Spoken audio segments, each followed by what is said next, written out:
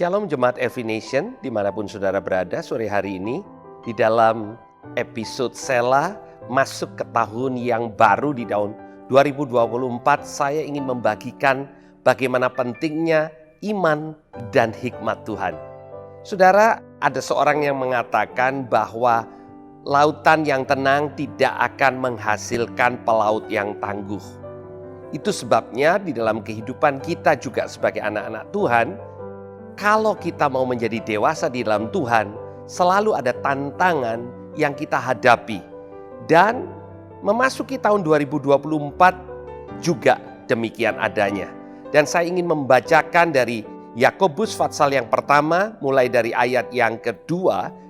Dan dikatakan, saudara-saudaraku, anggaplah sebagai suatu kebahagiaan apabila kamu jatuh ke dalam berbagai-bagai pencobaan. Sebab kamu tahu bahwa ujian terhadap imanmu menghasilkan ketekunan.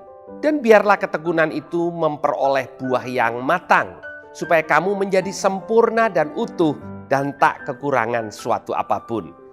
Tentu surat ini ditulis kepada jemaat yang sedang mengalami banyak pergumulan hidup.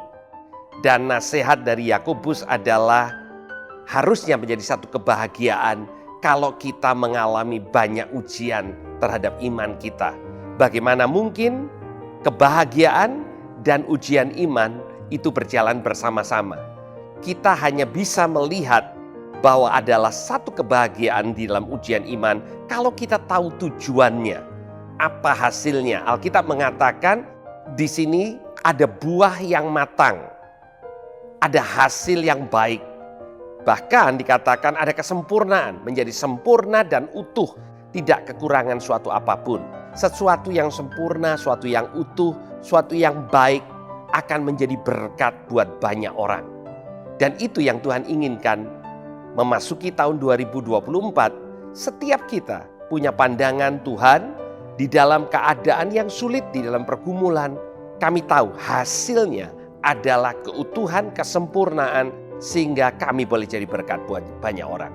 Di ayat yang kelima, Yakobus melanjutkan dengan berbicara bagaimana kita melewatinya. Masuk 2024 banyak orang mengatakan tentang segala perkara yang buruk, tidak pasti dan lain sebagainya. Tapi buat kita orang percaya ada kabar baik. Dikatakan di ayat yang kelima, tetapi apabila di antara kamu ada yang kekurangan hikmat.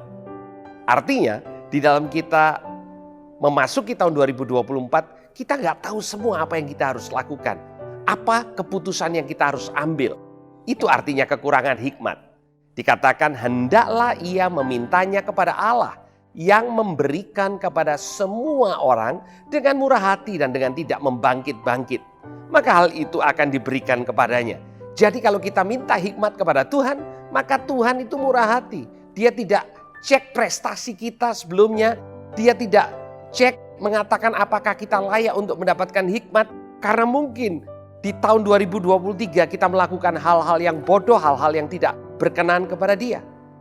Tetapi pada waktu kita minta hikmat dikatakan ia akan dengan murah hati memberikan kepada yang meminta kepadanya. Dan di ayat yang ke-6 dikatakan hendaklah ia meminta dengan iman dan sama sekali jangan bimbang. Sebab orang yang bimbang sama seperti gelombang laut yang diombang-ambingkan kian kemari oleh angin. Orang yang demikian jangan mengira bahwa ia menerima sesuatu dari Tuhan. Sebab orang yang mendua hati tidak akan tenang hidupnya. Bapak Ibu, artinya setelah kita meminta hikmat kepada Tuhan, kita percaya kita sudah menerima. Kita menerima dengan iman. Karena kalau kita bimbang, maka kita tidak akan mengambil keputusan yang Tuhan ingin kita ambil dalam hidup. Cara Tuhan memberikan hikmat dalam kehidupan kita adalah pada waktu kita meminta, kita percaya kita menerima, dan kita percaya Tuhan mulai menuntun hidup kita.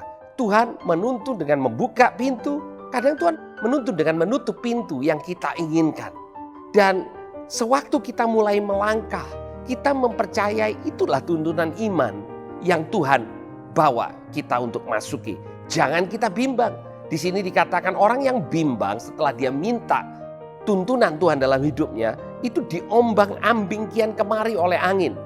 Akan ada orang yang mengatakan jangan ambil itu. Ada orang yang mengatakan oh kamu masuk dalam zona berbahaya. Ada yang mengatakan ini sementara tidak aman, lebih baik kita diam saja. Maka kita tidak mengambil keputusan apa-apa setelah kita meminta hikmat kepada Tuhan. Tetapi kalau kita sungguh-sungguh mempercayai bahwa hikmat Tuhan dan tuntunan Tuhan itu sempurna, maka kita tetap akan berjalan sekalipun di tengah ketidakpastian.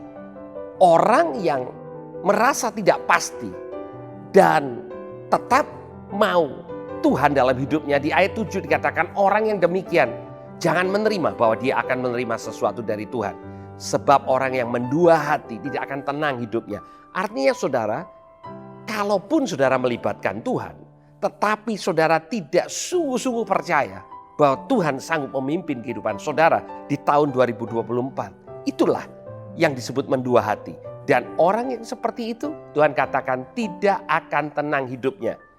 Luar biasa saudara, karena orang seperti ini tetap kelihatannya beribadah, datang ke gereja, dan mau tahu apa yang Tuhan katakan. Tetapi orang seperti ini juga mengatakan, tapi aku juga mau tuntunan dari dunia ini. Kira-kira bisa sinkron Tuhan dan dunia? Sama sekali tidak. Orang yang seperti itu tidak akan pernah tenang hidupnya. Dan akhirnya saya ingin menyimpulkan masuk 2024, ya banyak ketidakpastian.